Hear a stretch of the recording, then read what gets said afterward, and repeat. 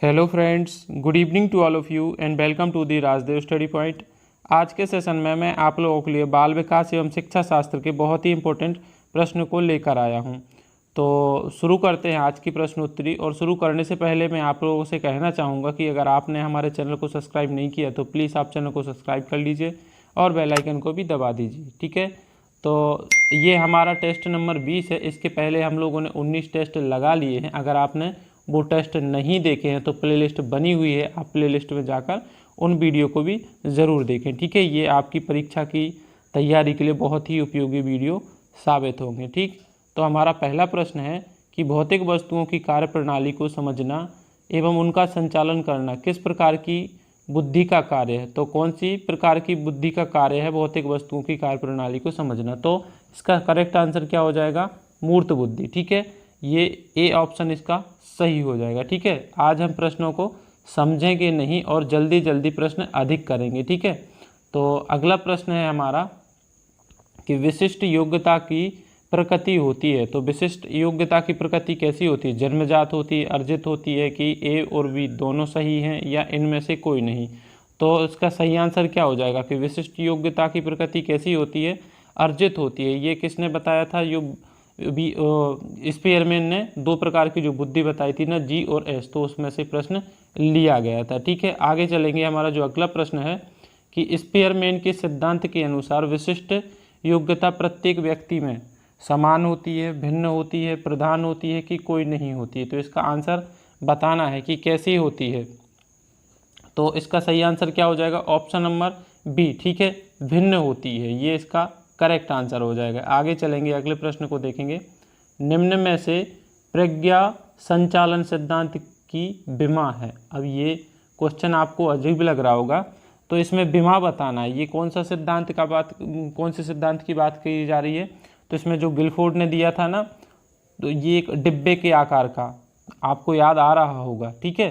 तो वो बताना है कि उसमें प्रज्ञा संचालन सिद्धांत की विमा बताना है। तो विमा है क्या है, कौन सी है, संक्रिया है, विषय वस्तु है, उत्पाद है कि ये सभी है। तो ये सभी बताई थी, ठीक है। ये तीनों उन्होंने बताई थी। फिर इनके अलग अलग 6 बताए थे, उसके बाद में 5 बताए थे और उसके बाद में फिर 6 बताए थे, ठीक है। संक्रिया कितनी बताई थी, 6, विषय वस्तु कितनी, 5 और उत्पाद भी 6, ठीक है। तो पूरी पूछ लिया जाए तो कितनी बताई, तो वर्तमान में कितनी, 180 बताई हुई है, ठीक है। आगे चलेंगे, अगले प्रश्न को देखेंगे। अगला प्रश्न है कि ब्रूनर ने संज्ञानात्मक विकास को किन अवस्था में बांटा है, मतलब कितनी अवस्था में बांटा है, ये बताना है। तो 2, 3, 4 की 5, बताइए कितनी अवस्था में बांटा है ब्रूनर ने। तो इसका सही आंसर क्या हो जाएगा, ऑप्शन नंबर बी, ठीक है। कितनी, 3 अवस्थाओं में बांटा है, ठीक है। अगर नाम पूछ ले तो तीनों के आप नाम भी आप याद कर सकते हो। जैसे पहली अवस्था थी, इसका नाम क्या बताया, क्रिया निर्माण विधि। ये इसका समय कितना बताया, जन्म से 2 वर्ष का, ठीक है। दूसरी है प्रतिमा आधारित अवस्था, इसको छायात्मक अवस्था भी बोलते हैं। इसका समय 2 से लेके 7 वर्ष है। उसके बाद क्या है, संकेतात्मक अवस्था, इसको चिन्ह आधारित अवस्था भी बोला। इसका समय कितना बताया, 7 से लेके 16 वर्ष, ठीक है। आप ये याद रखेंगे, इनकी ये तीनों अवस्थाएं पूछी भी गई हैं और इनका समय भी पूछा जा सकता है। तो इसी वीडियो में मैंने आपको बता दिया, ठीक है। आगे चलते हैं, अगले प्रश्न को देखेंगे। अगला है कि पोर्टियस भूल भुलैया टेस्ट किस आयु वर्ग के बालकों के लिए बनाया गया था। तो ये किस आयु वर्ग के लिए बनाया गया था, 11 से 19, 3 से 14, 18 से 19 के 15 से 17। तो इसका करेक्ट आंसर क्या हो जाएगा, ऑप्शन नंबर बी, ठीक है। 3 से लेकर 14 वर्ष की आयु वर्ग के लिए ये टेस्ट बनाया गया था, ठीक है। आगे देखेंगे, अगले प्रश्न पे चलते हैं कि एक बालक जिसकी बुद्धि लब्धि 105 है उसके वर्गीकृत किया जाएगा। तो जिसकी बुद्धि लब्धि 105 होगी उसे किस में वर्गीकृत किया जाएगा। तो टर्मन ने जो श्रेणी बताई थी वो सबको याद होगी। तो बताइए क्या कहा जाएगा उसको, जिसकी 105 होगी, श्रेष्ठ कहा जाएगा, प्रतिभाशाली कहा जाएगा, सामान्य कहा जाए कि मंद बुद्धि कहा जाएगा। तो इसका करेक्ट आंसर क्या हो जाएगा, ऑप्शन नंबर सी, ठीक है। क्या किस में रखा जाएगा, सामान्य में रखा जाएगा, ठीक है। टर्मन की मैं श्रेणी आपको पढ़ा चुका हूँ, इसलिए मैं यहाँ पर नहीं बताऊँगा। आगे चलेंगे, वीडियो नहीं तो लंबी हो जाती, इसलिए मैं आप सबको नहीं बताऊँगा। जितना प्रश्न में पूछा जाएगा वही यहाँ पर बताऊँगा। बुद्धि लब्धि मापन के जन्मदाता हैं। तो बुद्धि लब्धि मापन के जन्मदाता किसे कहा जाता है, स्टर्न, विने, टर्मन की इनमें से कोई नहीं। तो बुद्धि लब्धि के मापन के जन्मदाता कहा जाता है विनय। ठीक है, ये इसका करेक्ट आंसर हो जाएगा। ठीक है, आगे चलते हैं, अगले प्रश्न को देखेंगे।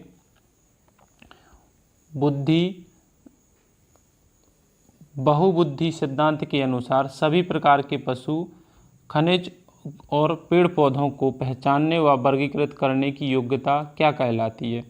तो बताइए कौन सी कहलाएगी? तार्किक बुद्धि कहलाएगी, प्राकृतिक बुद्धि कहलाएगी, भाषिक बुद्धि कहलाएगी कि स्थानिक बुद्धि कहलाएगी? क्या इसका करेक्ट आंसर हो जाएगा?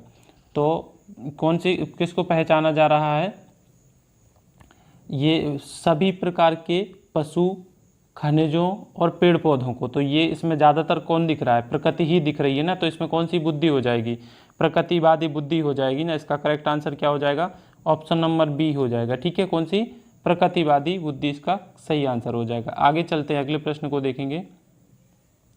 सामान्य तत्व व सामान्य योग्यता की प्रकृति होती है। सामान्य तत्व व सामान्य योग्यताओं की प्रकृति होती है, जन्मजात होती है, अर्जित होती है, अनुभव धीन होती है कि क्रियाधीन होती है? तो इसका करेक्ट आंसर क्या हो जाएगा? इसका सही आंसर हो जाएगा ऑप्शन नंबर ए। ठीक है, जन्मजात होती है। ठीक है, आगे चलते हैं। अगला प्रश्न है कि बुद्धि के संबंध में निम्न में से कौन सा कथन सही नहीं है? इनमें से कौन सा कथन सही नहीं है बुद्धि के संबंध में? तो बुद्धि वंशक्रम और पर्यावरण की देन है। किसकी? वंशक्रम और पर्यावरण की। तो इसमें ये सही है, गलत बताना है क्योंकि इसमें। ठीक है, बुद्धि की लंबात्मक एवं जीवन पर्यंत होती है। मतलब बुद्धि कैसी होती है? जो बुद्धि लंबवत बढ़ती है जीवन पर्यंत। तो ये नहीं है, ये गलत है। ठीक है, क्योंकि एक उम्र के बाद में क्या हो जाती है? क्षैतिज चलने लगती है। ठीक है, तो यही इसका गलत आंसर होगा। इसको सभी को पढ़ लेंगे कि बुद्धि पर लिंग का कोई प्रभाव नहीं पड़ता। सही बात है कि बुद्धि पर लिंग भेद का कोई प्रभाव नहीं पड़ता। और उसके बाद क्या है? बुद्धि पर किसी समूह या जाति का जन्म अधिकार नहीं होता। ये भी सही है। इसके जो इसमें पूछा क्या गया था कि गलत है, तो गलत क्या हो जाएगा? Option number B. ठीक है, कि बुद्धि लंबवत वृद्धि जीवन पर्यंत होती है। तो नहीं, इसमें लंबवत नहीं होती। एक उम्र के बाद में, जैसे कि किशोर अवस्था के अंत में, मान लो 18 वर्ष के बाद में कैसे चलने लग जाती है? पहले चलती है बुद्धि ऐसी, उसके बाद 18 के बाद में ऐसी चलने लग जाती है, क्षैतिज चलती है। ठीक है, लेकिन इसमें कैसा लिखा है कि लंबवत के बाद लंबवत जीवन पर्यंत चलती है। तो नहीं है, लंबवत जीवन पर्यंत नहीं चलती। इसका करेक्ट आंसर बी ही हो जाएगा। ठीक, आगे चलते हैं, अगले प्रश्न को देखेंगे। अगला प्रश्न है कि किसी व्यक्ति द्वारा अपना अस्तित्व भूलकर किसी दूसरे व्यक्ति के गुणों व अवगुणों का अनुकरण करना कहलाता है। अगर आप किसी जो दूसरा व्यक्ति है उसके अस्तित्व को भूलकर दूसरे व्यक्ति के गुण या अवगुण को सीख लेते हैं तो उसे क्या कहेंगे? प्रतिगमन कहेंगे, दमन कहेंगे, प्रेक्षेपण कहेंगे कि तादमसातीकरण कहेंगे? तो इसका आंसर क्या हो जाएगा? ऑप्शन नंबर डी इसका करेक्ट आंसर हो जाएगा। ठीक है, तादमातीकरण इसको कहा जाएगा। आगे चलेंगे, अगले प्रश्न को देखेंगे।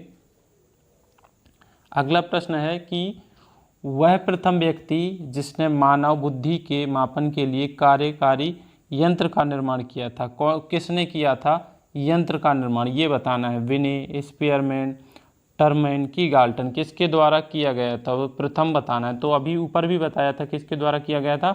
विने के द्वारा ये कार्य किया गया था। ठीक है, इसका करेक्ट आंसर क्या हो जाएगा? Option number A. TAT क्या मापने के लिए प्रयोग होता है? ये जो TAT परीक्षण है ये किसके मापन के लिए है? रुचि के लिए, बुद्धि के लिए, अभिक्षमता के लिए कि व्यक्तित्व के लिए? तो TAT परीक्षण किसने? ये व्यक्तित्व के लिए बनाया गया था। ठीक है, पूछ लिया जाए कि इसको मतलब थेमेटिक जो TAT परीक्षण है इसका फुल फॉर्म क्या है? तो थेमेटिक एप्रोसिएशन टेस्ट है। ठीक है, और किसके द्वारा दिया गया था? तो ये भी आपको याद रखना है, 1935 में मॉर्गन एंड मुर्रे के द्वारा दिया गया था। ठीक है, ये किसके लिए? व्यक्तित्व मापन के लिए दिया गया था। आगे चलेंगे, अगले प्रश्न को देखेंगे। अगला प्रश्न है कि व्यक्तित्व मापन में प्रेक्षेपी विधि में प्रेरक किस प्रकार का होना चाहिए? जो प्रेरक है कैसा होना चाहिए? साधारण होना चाहिए, पेचीदा होना चाहिए, अस्पष्ट होना चाहिए कि चित्र के रूप में होना चाहिए? तो इसका करेक्ट आंसर क्या हो जाएगा? Option number C. ठीक है, कैसा होना चाहिए? अस्पष्ट होना चाहिए। ठीक है, ताकि उसमें वो अपने ध्यान से भी कुछ करें। ठीक है, नहीं तो वैसे सामने होगा तो वो तो कुछ भी लिख देंगे। ठीक है, आगे है कि मानसिक रूप से स्वस्थ छात्रों में कौन सा सबसे महत्वपूर्ण कारक है? इसमें सबसे महत्वपूर्ण कारक बताना है। तो क्या आत्मज्ञान होगा, आत्म मूल्यांकन होगा, आत्मसम्मान की आत्म अनुभूति। तो मानसिक रूप से स्वस्थ छात्रों के लिए क्या कहा जा रहा है, जो मानसिक रूप से स्वस्थ हैं तो उनके लिए सबसे महत्वपूर्ण क्या है, करेक्ट ऑप्शन क्या हो जाएगा, ऑप्शन नंबर डी, ठीक है, आत्म अनुभूति, ये इसका करेक्ट आंसर हो जाएगा। ठीक है, आगे चलते हैं, अगले प्रश्न को देखेंगे।